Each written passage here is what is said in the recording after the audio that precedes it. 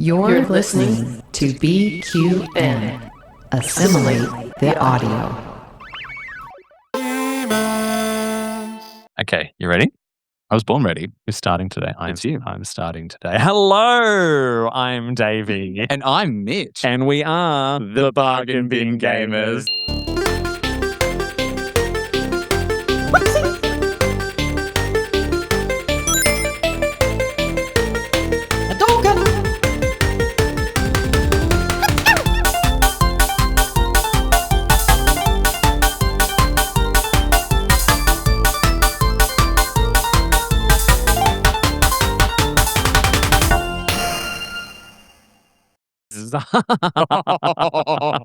Run out of funny things to say after we do that. But this is the podcast and YouTube show where we put the gay in gaming.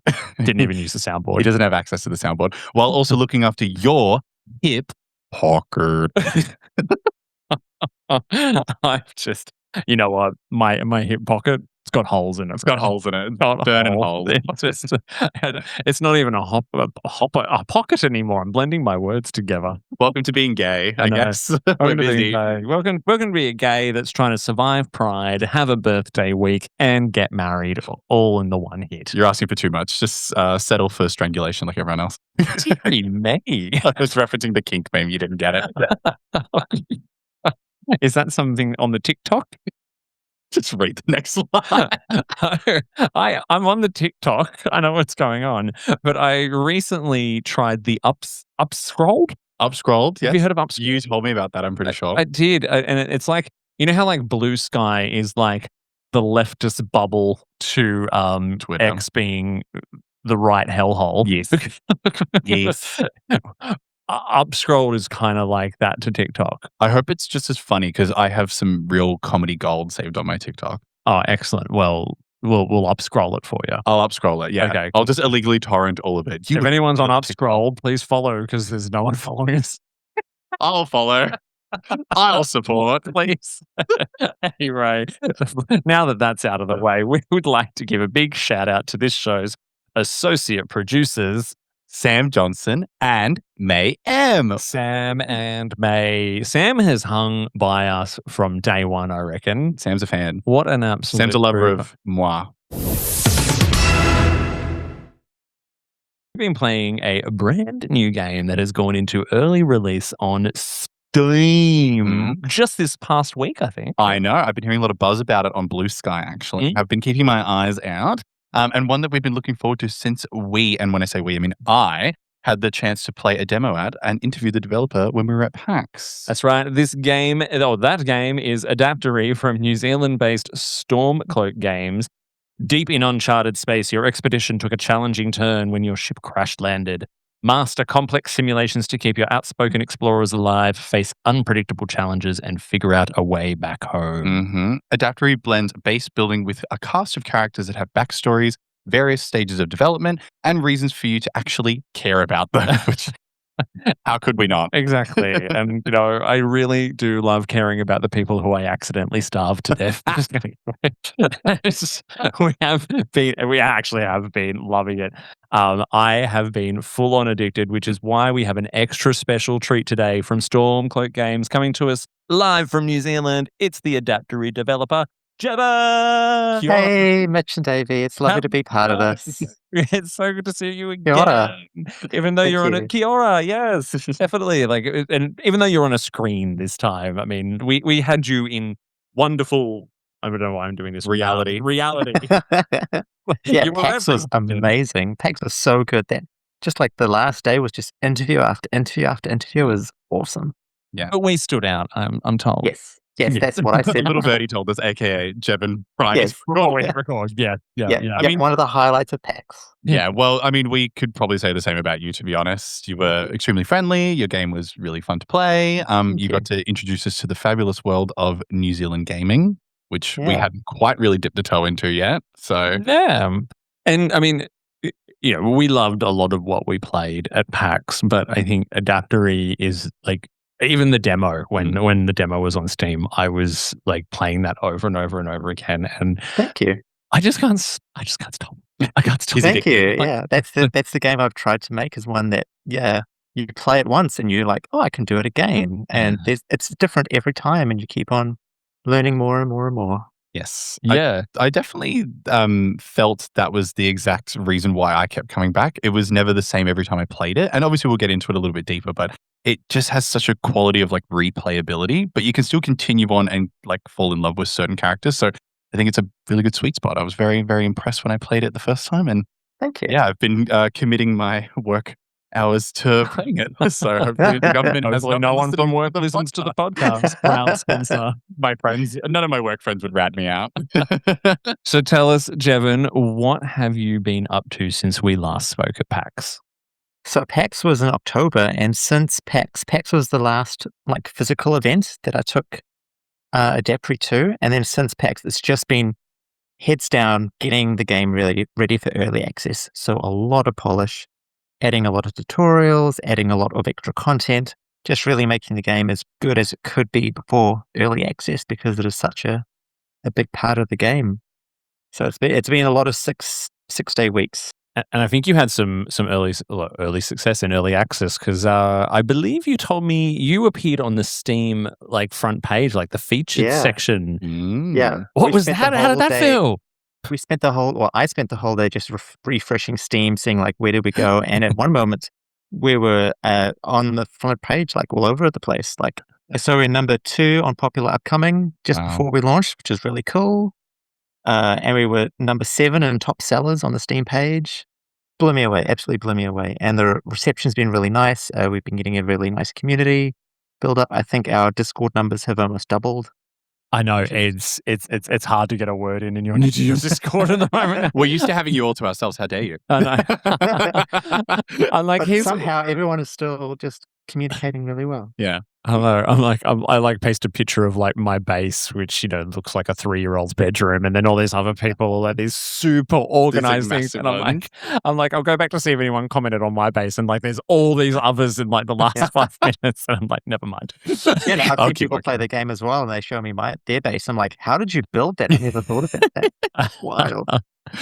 What a fun experience to have as a developer, though, just to see like you kind of let your child go wild and people are just like running amok with it. So I was very nervous. I was very nerve-wracking. So I normally sleep fine, but I only slept 3 hours before release the night before. So I was very sleep deprived, but I had a really good team and we hung out a lot. A whole bunch of streamers were streaming the game. So Molly Berry was streaming the game, and Zapier was streaming the game, and Sin was streaming the game, and we just sort of like jumped from stream to stream to celebrate the Adaptory Day, which is really nice. Yeah, that's really sweet. Adaptory Day. Add it to the calendar. I shall henceforth I just made that name up. I will start celebrating. I'll take the day off work. So, and obviously, like the recent success has been, I can only imagine, quite overwhelming. For that, though, what was the impetus?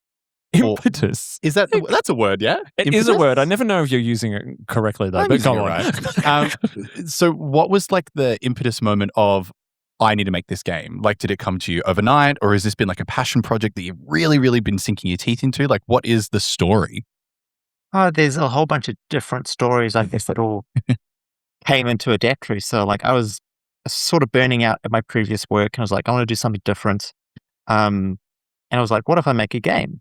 And at the same time, over the previous year, I'd been playing with some prototypes of just a sandbox simulation, and I was actually having a really good time.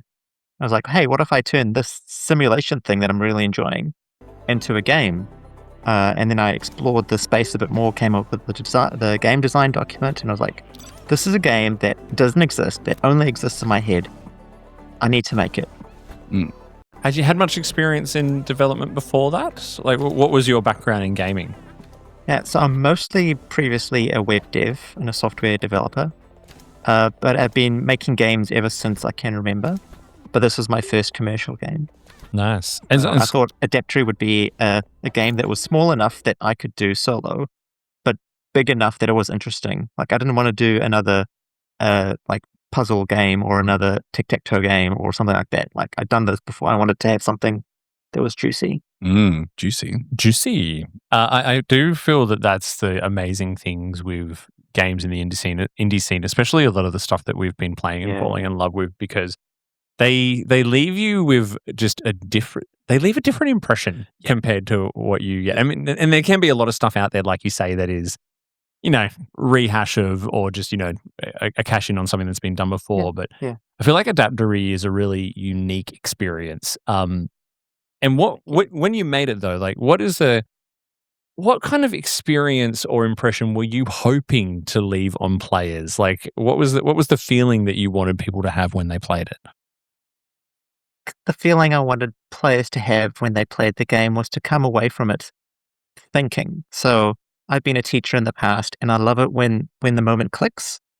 And I sort of wanted to make a game where that happened, where you've got all these different systems, you understand the rules, or you've experimented with the rules, and then you realize how these two systems can interact, the emergent gameplay. I really wanted to create a space where you could do that. It turns out it's really, really hard, but I think I've got the really good foundation for all of that in Adaptory, which has been really cool. That's such a good way to describe it. Yeah. Because you've got tutorials and stuff in there, but they don't hold your hand. Like I had so many moments. It's so hard. Yeah. I had so many moments where something clicked where I was like, oh, okay, that's how I stop people from suffocating on carbon dioxide. Or send me that memo. Or that's how I get the water pumps to work properly to generate oxygen or whatever it might be. So you know what? A lot of the time, I would just start a whole new base with what I learned from making that's what I wanted to be we'll play it over and over again. Yeah, I was almost gonna say that's almost feels like that's the design feature of it. It's not set there to be like, this is how you exactly do this. Like you learn through trial and error. You learn through like innovating and thinking kind of laterally. And sometimes you just F it up and then you just go, okay, now I can actually do it right. Let's start again. And it just reminded me of when I played it at PAX and I managed to fail so badly. And then I played it at home and I was like, okay, I've learned from my mistakes. Don't kill all the people in the cabin. Because then there's no game to play. Exactly. I'm just looking at a room full of dead people. Oh, that's right. I remember now.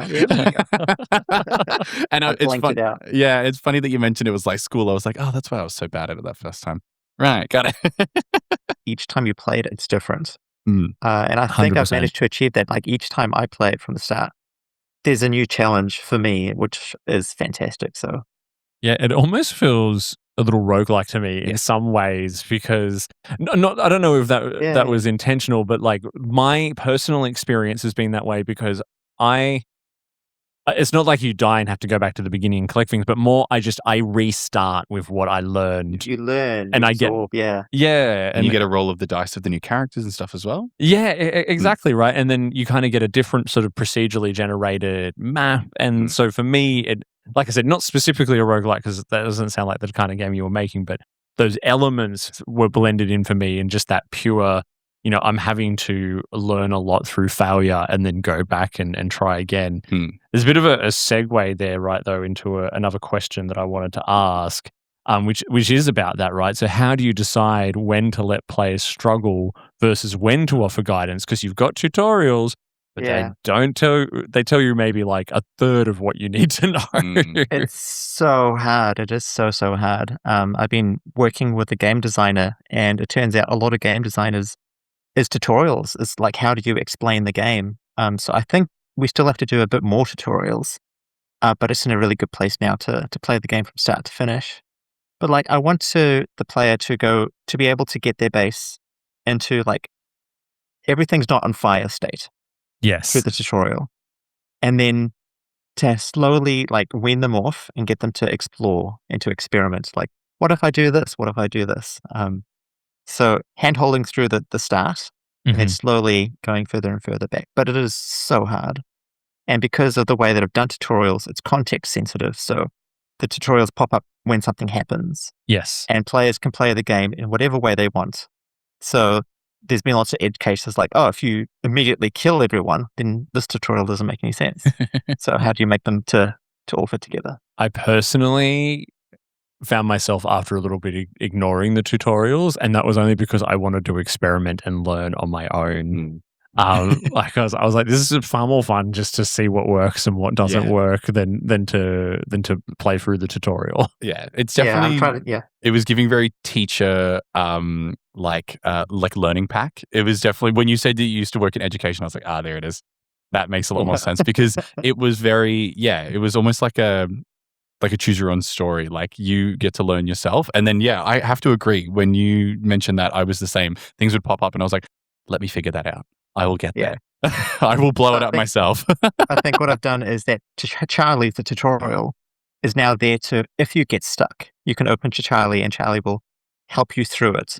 In terms of the development of the game itself, what trials and errors did you make along the way? Like, does it look exactly the same as when you first envisioned the game, or is it completely different? Yeah, when I started making the game, I thought it was all going to be about simulations. And then I realized it was becoming quite dark. The art style I was playing with was quite dark. It was very muted. It was very like mechanical. And I thought, what happens if I keep the simulations, but I do the brightness?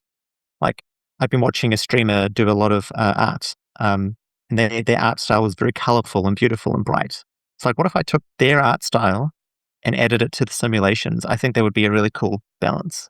And so I contacted the streamer whose name is Care. I was like, hey, do you want to do a collaboration? Do you want to do commissions? And we've been working together ever since. So they've made all the art of Adaptory. I love that. A fellow New Zealander, or is that from? No, they're in Chicago, so it's very cold right now. Yeah. Oh, wow. Have you checked in on them? Freezing, like, I've just been sick for the last couple of days, but I'm fine now. No. Well, I think we brought this up, and obviously I don't want to like compare the pair or anything, but the art style was giving very like Scribblenauts in space. That's an interesting way to... Yeah. Because I played Scribblenauts a lot as a kid. So where did the art style come from? Like, was it their invention? Like, was the artist that you contacted, was this kind of their style, or did you have some feedback around that? Definitely like collaboration. So their art style, which they streamed, was very... It was very like coloring booking, but with shading. And so I really liked that idea, but I also wanted it to be simple and accessible, and also something that I could feasibly do with my limited knowledge at the time. And so it just sort of bounced ideas backwards and forwards. A lot of prototyping, a lot of experiments. So we communicate quite well. Yeah, it's super cute. It's got a very unique art style. When we were walking around PAX, there was nothing quite like it, which I thought was quite a good charm. Thank you. So, it certainly grabbed the attention, didn't it? There's something about like... we were like, get in the line. I think that's why people on your Discord are so addicted to like posting pictures of their bases and all that, because it just looks cool. There's something about that like sort of, terrarium kind of vibe going on where it's just like, oh, look at all the stuff I dug out and how I decided to design my base. Like, Yep. There's a big part of like expression and creativity. Because you're sort of like the Sims as well. So do you make a bedroom for each of your explorers to match their personality? Like there's lots of possibilities. And you can it's so funny because it can be quite hectic at times. But if you can get things humming, then you're kind of in cozy game territory. Yeah. It's almost self-automating at some point. Yeah, it's sort of like you got to like Sims meets Minecraft meets Stardew Valley. Yep. Those are all the games that I've played a lot of recently. Yeah. And I mentioned that there can be a lot going on because there's a lot of interconnected systems. You've got gravity, temperature, different states of different materials. You've got oxygen, no oxygen, carbon dioxide, gases. There's power and liquid networks and gas networks and a day-night cycle and what's like the kind of interaction that you were kind of hoping that players would discover first? Like what is your view on like what is sort of the most organic way that players can discover these different elements? What I was hoping players would experience first is when they're first faced with the challenge of how do I oxygen, basically? How do I keep everyone alive? Yeah. And the options, the first options you see are, do I build a tree which needs light? So how do I get light? Well, I need to have a power generator. How do I get a power generator? Well, then it's solar panels or coal generator, and both of those have different decisions. And so I wanted that like exploration and learning to be one of those first experiences. Yeah. And also then with the explorers, like when they start having their conversations, and you see like they're actually having like this unique conversation. That first moment is also very cool. Yes. I mean, speaking of the lights, I reckon it took me about 5 playthroughs to actually figure out how to turn the light on. I didn't get the electricity running up to it. I was struggling. I was mostly trying to focus on like water power, and it just wasn't going anywhere. I know. You can get, and that's why I talk about interconnected systems, and that's what's. I mean, it's hectic, but it's fun when you get it figured out. Because in the early days, I'd be so focused on, I don't know, trying to get coal to. Or build solar panels, and I'm like, oh, everyone's starving. Well, it ends up being it's like a brain itch reward, because I feel like I almost feel like one of those like monkeys in like the tests where like when you manage to put a block in the right spot, they give you a treat. It was just me sitting dopamine. there. Yeah, it was very dopamine heavy, and I think that's really refreshing. And this is just speaking solely from my own experience. I won't speak for Davey, but a lot of the games that I play now are very like bombastic, and they're just throwing stuff at you 24/7. This game was like, no, you earn the reward, which I thought was refreshing, and it made me want to keep playing it. So I think that's probably where that addiction really comes from. Well, I mean, I've got like friends that want to play like Fortnite. And so that is like the ADHD, like dopamine kid kicking you at the head. And then I play this, which is like a quiet, beautiful sounds. I'm just chilling and vibing. I'm trying to think about how to like transmute some of the material. And I was like, oh, I figured it out. Thank you. It was really nice. Yeah, I have an incredible composer, but I remember one of the reasons I got into doing games is Diablo 2 Resurrected had just come out. And Diablo 2 was my favorite game. And so, of course, I got it and played it and realized just how good games were, or the games that I'd experienced, where the games, like, you can do everything from the start. And it's hard, but it's rewarding. And there's no microtransactions, loot boxes, battle passes, nonsense. It's like, okay, I want to make a game that doesn't have any of that. Yeah.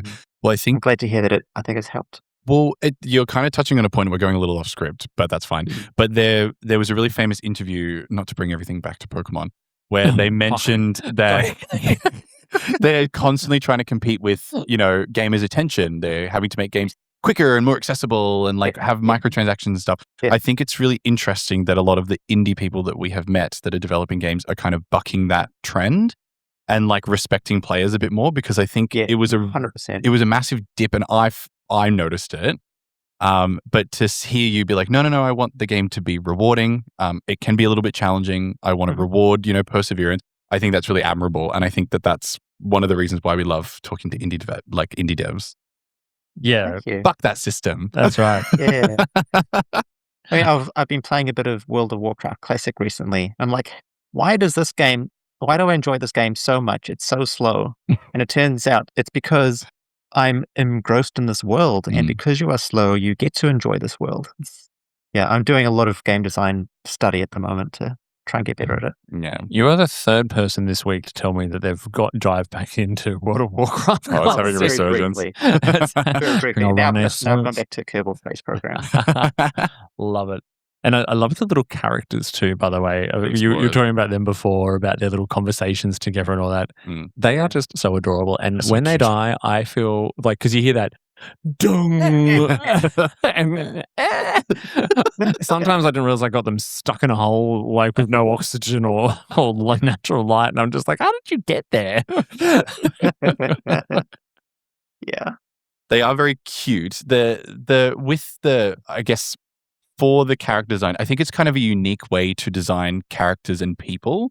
Like, because they start off and they have like little diary entries and things like that, so they're a bit less linear. But for the explorers, their diary entries can very quickly turn into things like disasters or really, really charming like interactions. How did you personally design that style of, I guess, storytelling to feel, I guess, organic, and instead of just being like procedurally generated?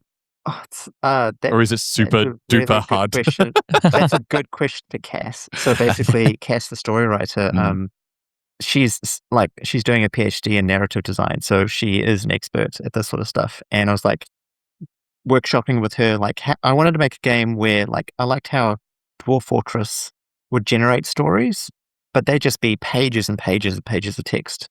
And so I was like, what can I do? What can a game do where it's got that vibe, but it's also accessible?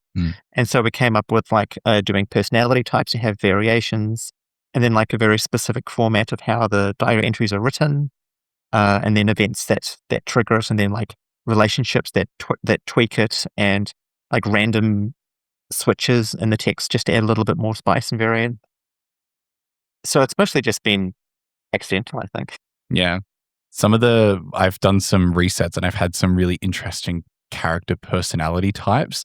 And I always get a bit grouchy because I've done a couple of them and there will be like two people that just really don't get along. And I feel like a fish tank owner. I'm like, ding, ding, be good, be nice to each other.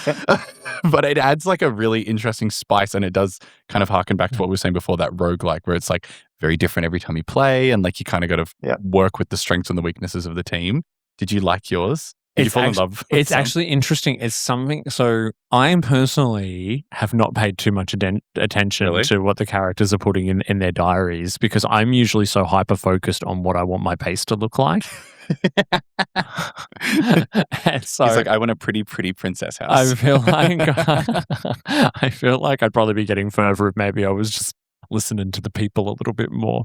But again, that just speaks to, you can kind of play this game how you choose to play it. I knew that some players would only care about the base building. So the diary entries are technically optional, but you learn more about the world and you can optimize further if you read them. And some players only want to care about the characters and the conversations, but you still need to have some sort of base building to bring them along as well. Yeah, so trying to do a couple of different audiences, I guess.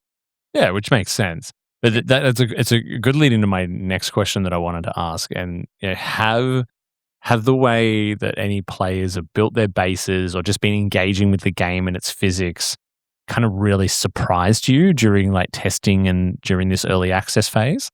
Yes, I saw that question before, and I was going through my Discord, and there's some really weird ones. Where was it? So I noticed that someone worked out a way. So in the oxygen generator, it generates oxygen and hydrogen, and there wasn't any way in the demo to separate them out. But someone Zeppy came up with, who's a streamer, a really awesome streamer based in Australia as well. He came up with a way for separating it with the physics mechanics. So there's like a little chimney if you get everything, like just wild mechanics like that. Literally something that they weren't supposed to be able to do. Yeah. I was like, how did you do that? And then do you want a job? In their Discord, they were using doors everywhere, and I don't know why, but their base is just doors. So I guess it works. Is Zeppy a character that's in the game? Because I think I did a replay and they were in it. So I think we can share this.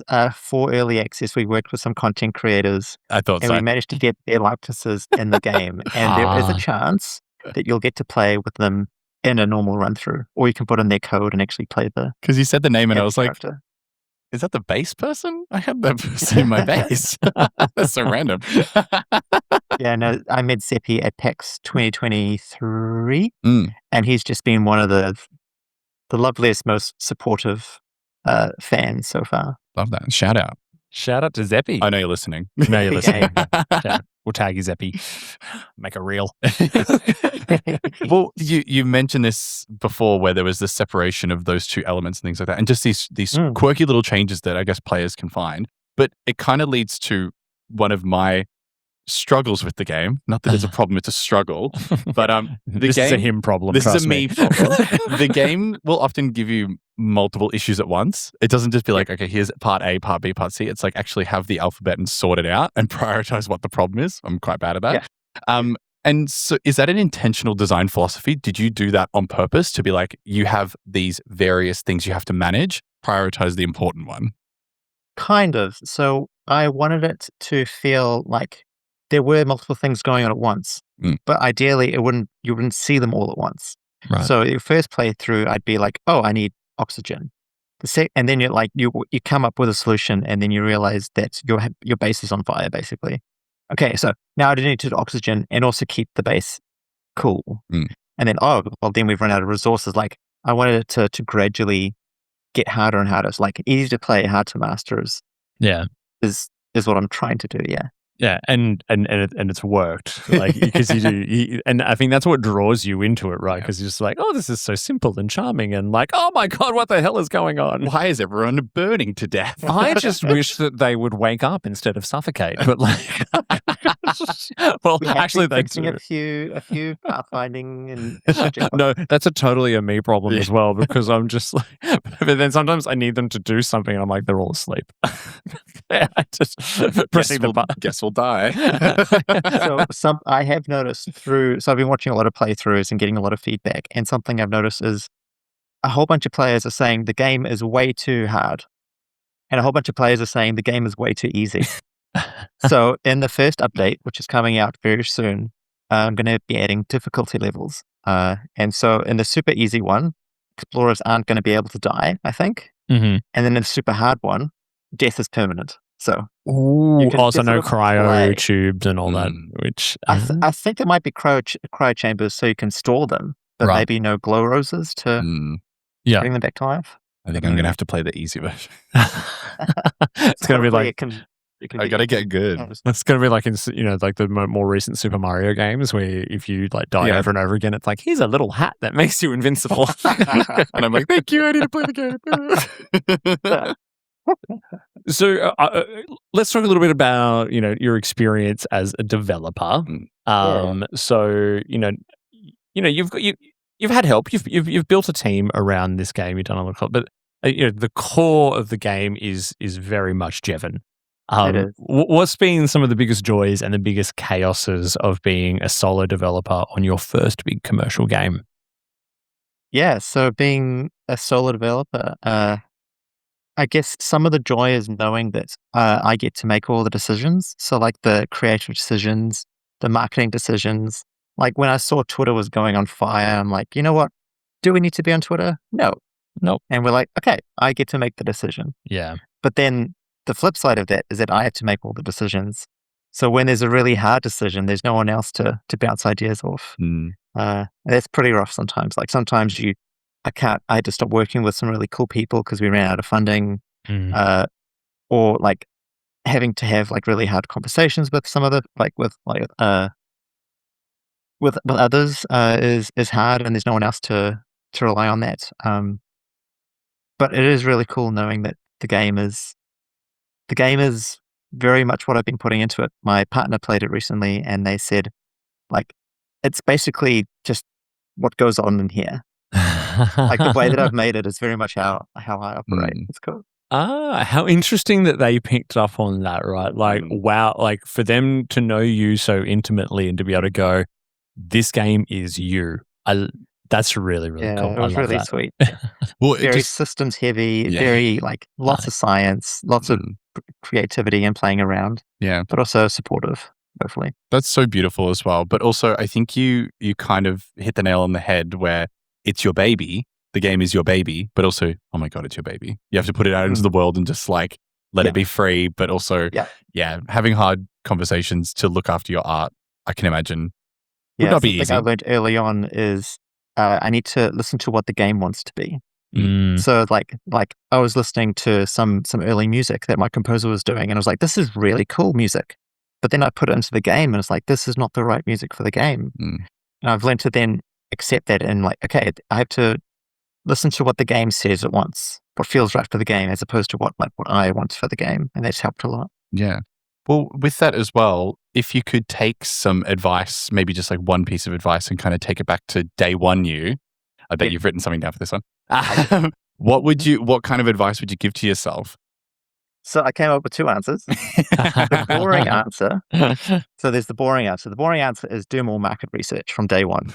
Right. So Okay. I just started making a game, and then a year and a half later, someone was like, you should probably like do some market research to make sure you're not just making a game that no one's going to buy. But the cool answer is that I would love to tell myself to not be afraid to make something that's super weird and quirky. Like do something that is completely you. Do your own art. Do your own everything. Like that's way more interesting. And also like when I started, I was like, I can't do art. And now I feel a bit more confident, and to tell myself, no, you can do art. You have everything you need to do art. Just do it. Yeah, I imagine, like everything I do in my life, that imposter syndrome, little devil sitting on the shoulder the whole time, like going, like, even doing this, I'm like, no one's going to listen to your podcast. You've got nothing interesting to say, right? Right, we will and we'll laugh. That's just a great chat, regardless. Honestly, that's how it started, really. I know. We're a delight. Yeah. But I think it does make sense. I'm not the most artistically inclined person in the world. But there's always, if you put your heart and soul into art and you put passion out, people will enjoy it. Yeah. There will be a market for it, even if it's not a market. Maybe we should call it a community. There will always be a community of people because they'll see the passion. And we've noticed it. That's why we love the game. And obviously that's why it's being picked up by so many people, because it's obviously like a labor of love. But I think that's a really great like piece of advice for anyone who would be starting. Make something that's your passion, even if it seems weird. Just do it. I was very lucky to go to free play parallels in Melbourne around PAX as well. And that was just people who were making their art. They were just really embracing themselves. And it was just a delight and a beauty to see and to be part of. And I'm gutted to see that they're running very low in funding through the Melbourne government. So hopefully they can survive. But to create weird and unique games is everything. It's like it's your personal expression. I don't have the words for it. Yeah, and it is a shame, because I mean, arts funding is probably struggling a little bit in Melbourne at the moment, and Melbourne is so well known for it. So Jacinta Allen, if you're listening. We know you are because you waved at us. You did. You waved at us at Pride, and now we're cashing in. We're cashing in that check. Mitch really appreciates the whole art side of things, right? It's one of the things that I think both of us love a lot about the podcast, and to be able to hear people so passionate about this very unique art form, which is video games, is always so exciting for us, because it's a little under threat at the moment, it's a little existential, but I very vividly remember, I think it was your booth that had the Gen AI, was it the AI free zone stickers? I took a few of those actually. Good. Yes. That's been really, really cool. And everyone has embraced it, and it's done quite well. Oh yeah, I'm getting random people coming up like, "Hey, do you have any other stickers?" Can we have more, please? We have more. So we talked before though about at the beginning about you've gone into early access and it's been really exciting and you're refreshing the page. Tell us a little bit more about the emotional roller coaster leading up to launching Adaptory on Steam, because I think you hit your target date for release pretty well, because you were telling us about it at PAX, and then you were kind of teasing it on your socials and on your Steam page, and then it happened. How hard was that to actually do that? Because I see so many indie games get pushed back and they stay on my wish list for years. I mean, it did help a lot knowing that we were going into early access. Like, that was always the plan. And so I knew whatever I released wasn't going to be the final version. But, releasing something for the first time, this is the first time anyone's experienced this. You only make a good impression once. And so it was a lot of really hard work, a lot of support from my partner and my friends and my family to give me the space, to give me the support and just everything to make it happen. It turns out there's just a lot of polish, a lot of bug fixes that had to be done. And the emotional journey is just, it's really been all over the place. Like the peaks of like being number 2 on new and trending, and then getting your first negative Steam review, and then someone comes into the Discord saying like, I can't stop playing this game. Like it's all over the place. But I guess it makes sense. And like, you've put so much heart and soul and blood and sweat and tears into it. So like having it be critiqued both positively and negatively, I can imagine would be a roller coaster, like you said. Yeah. Something that helped for me. So I have a counselor that I see every now and again, which helps a lot. And I realized that I needed to go for a hike. I like hiking, connecting with nature is a big part of me. So I did that. And going on the hike, I realized, what am I actually afraid of? I realized what I was afraid of getting in reviews, and then what I wasn't afraid of, and what I wanted to see. And that has helped a lot. So I haven't had any of the negative things that I was afraid of, but I have been getting the things I wanted to hear. And that helped a lot with the emotions as well. Often when we're playing a game, we'll go through and read out some of our favorite reviews on Steam, but maybe we won't do that right No, we now. won't do that right now. We're fine. It sounds like you've read them all already. Yeah, you've got them all up. You've got a notification for each one that comes in. I do actually. So we have a Discord channel which posts them to try and encourage people to leave reviews. So it turns out the first 10 and the first 50 are like the big milestones for visibility. So really encouraging reviews. Yeah. Well, with that as well, that kind of segues nicely into this next question. But you've been very intentional about involving the community in Adaptory's development. What's your approach for making players not only feel heard, but also to help build the community up? Yeah. So I've been on the internet for a very long time. I guess from that time, I've developed a very thick skin, and I've also been looking after a lot of communities. So it's stuff like listening. Like everyone that leaves a message is like assuming that they're probably leaving it coming from a positive place, but also to not be afraid of banning, quieting, muting, taking them aside. Like it's your space. You get to decide what goes. But also encouraging, like celebrating positive responses.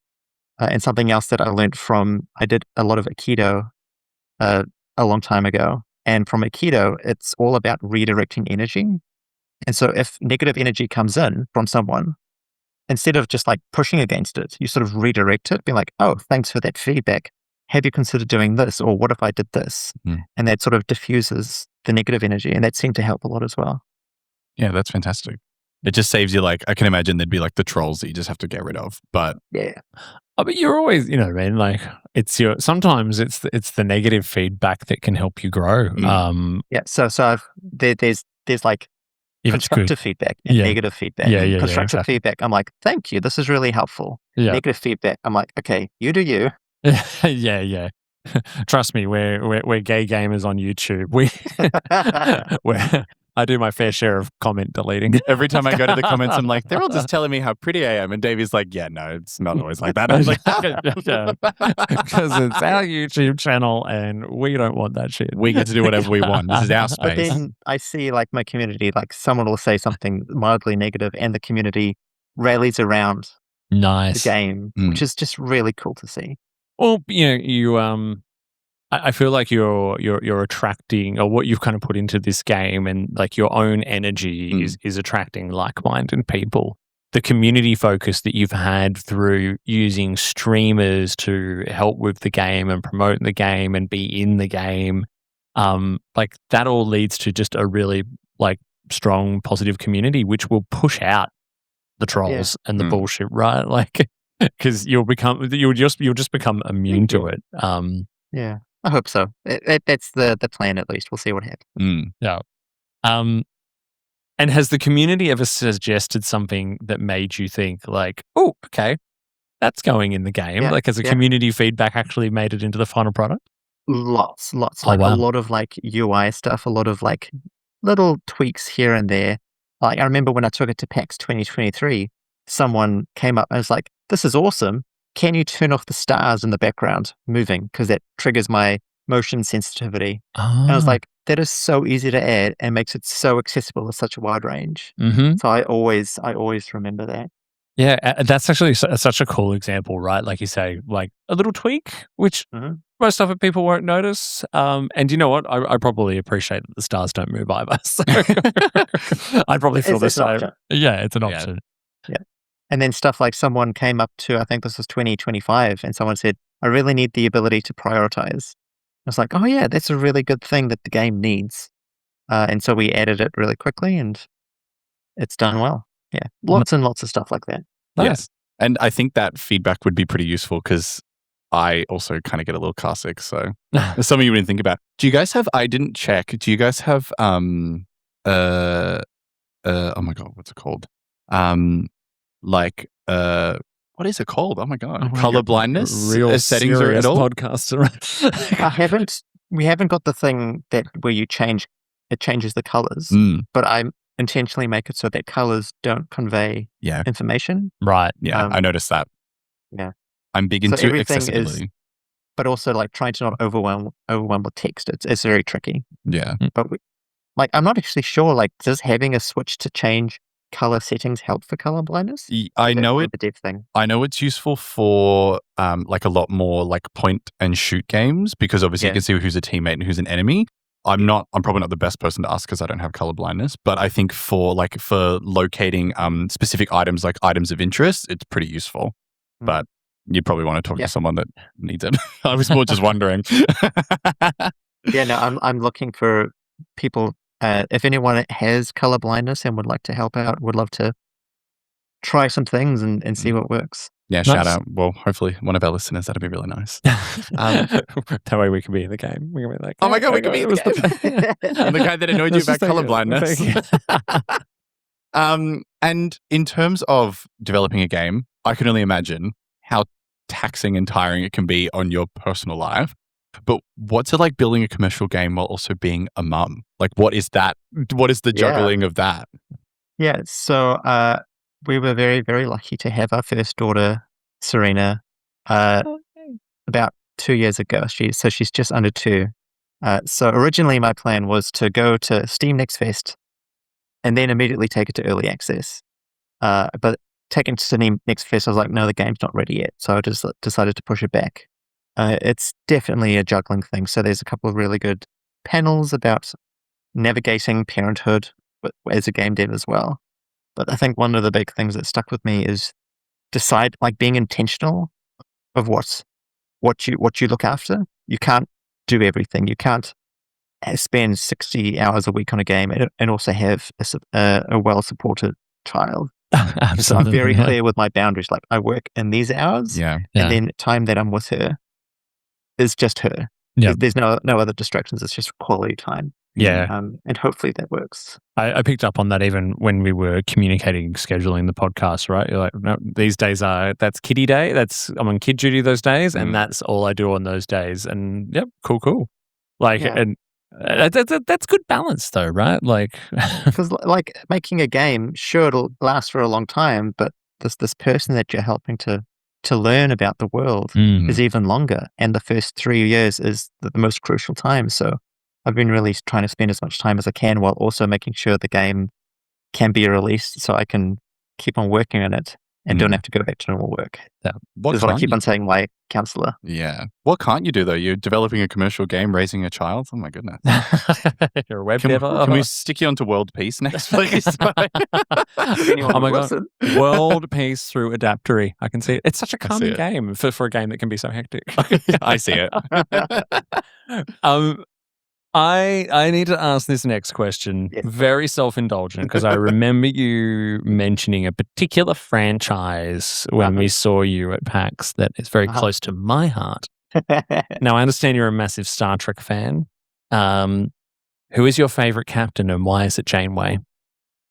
Janeway is my favorite captain, and it is because she somehow manages to be a really excellent leader that listens to her crew, but lets them experiment. Like she doesn't assume that she knows what is best for everyone, but gives them boundaries and space to be themselves. And also, she loves coffee. Yeah. Do you are you a Janeway Chakotay shipper or are you against that? Nah. They're completely different. There's a lot of people out there on the internet who are. Anyway, people who don't watch Star Trek have no idea what You're we're doing. literally speaking a foreign language. I'm like Janeway Chakotay. It sounds like a spell. Jevon, we're going to have to talk because my other podcast is a Star Trek game show, Yep. right? Yes, So I've already listened to a few. we may have to get you on that. Mitch, before we kind of wrap things up, you know that we need to do Make It Gay. That kind of came out of nowhere. Sorry. So, Jevon, this is where we like to ask, what we are an LGBTQIA plus podcast, and we love LGBTQIA plus inclusion in our gaming and digital content. What can you say? I mean, you've talked a lot about accessibility and inclusion. How have you weaved inclusion into your game in this space? Yeah, so in Adaptory, the characters, I've decided that they have, when they're generated, they're one of 3 genders, so Nice. M, F, and X. We don't have relationships between characters yet, but there's not going to be any like restrictions or anything like that. Like it'll influence like conversation, that sort of stuff, but there's not going to be any gameplay mechanic that's impacted by it. Mhm. So it's just like a world where you can be who you want to be, and there's more important things to worry about, like keeping alive. Yes. Perfect answer. Perfect answer. Oh, wow. Oh, really thinking about the climate at the moment, aren't we? Yeah, no, we like one of the nice things about having your own studio is that you get to set the culture of the studio, and like we're a good place to work, and everyone that I work with like just wants to work with me, so that's nice. Yeah. And I think in your characters as well, you're right about like how they are what they are, and that's that. Like I don't even think I paid attention to MF or X or I noticed X on there, but I was like, Oh, okay. Story checks out. Like Yeah, this yeah. is space. We've already mastered space travel. I think having more than 2 genders is probably Yeah. less scientifically inaccurate than how we got here in the first Yeah. place. Like let's suspend our disbelief in the proper space. Yeah. Oh, can't wait for you to introduce relationships so I can have full polycule going on. Like, Oh yeah, mine's going to be a problem. I've been reading Well, the thing with Polysecure recently. relationships, the thing with I saw like they can have best friends or worst friends, but Yeah. like looking at relationships, well, does that mean that they can have babies? And if you have babies, then you need to have aging. And if you have aging, then you have to die from old age. Like it just opens up this huge box of worms. And we Do expect it. you to do it, Devin. Get to work. Future update. Speaking of work, what can we expect in the future? What can our listeners, what can our viewers, what can the people that love your game expect to see from you in the future? Yeah, so we've just gone into early access. So now we're all focused on the first update. So there's going to be at least 3 updates this year from early access, with each update adding more content. So Cass has just spoiled in an interview that we're doing cooking in a future update. So all the foods that you can find, you can make into tasty treats that they like more. Yum. I've talked about a bit about the difficulty levels, so making the game easier or harder. And we're also just getting everyone on the Discord I want to hear all the ideas. I have a huge database of ideas. I want to get everyone's ideas, trying to make a game that everyone feels like they can contribute to. Like what would make the game more fun for you, and trying to get all of that in there. So please come and join our Discord and say that Davey and Mitch sent you. Yes, please. Yes, please. Yes, please. And head over to Steam and pick up the game in early access now. Right now. Stop what you're doing. If you're driving, pull over. Yeah. And of course, we are the Bargain Bin Gamer. You're not spending a lot on this. How much is it on Steam at the moment, Jevon? So the retail price is $20 US minus 20% discount. So I think it's $16 US at the moment. Nice. Which is for what you're going to get, More than and exactly. it is so much game for such a little price. I everyone. want the game to be something that you spend 40 hours on one save, sort of thing. Yeah, 100%. And it's very easy to do. It's so easy to do. Thank you. But you know what? Like I have some games where I lose time like that, and I kind of walk away from it feeling a little like twitchy. Like, oh, like what have I just done? I walk away from every play session with Adaptory just going, I think it's because you actually like succeeded in like making progress and doing stuff. You're actually doing something. Like you're building something. You're making people's lives a little bit easier, even if they're not real. You're learning. Yeah, I'm learning. I've been taught at by the teacher developer, insidiously so. Well, Jevon, we're so proud of you. Like, congratulations for everything, and we will be following along. We may get you back again sometime in the future to hear how it's Love going. to be back again in a future update. I definitely may talk to you about doing a Trek Masters spot, but everyone, check it out. It's in the episode description. We've got all the links that you need right there. All the links. Every link.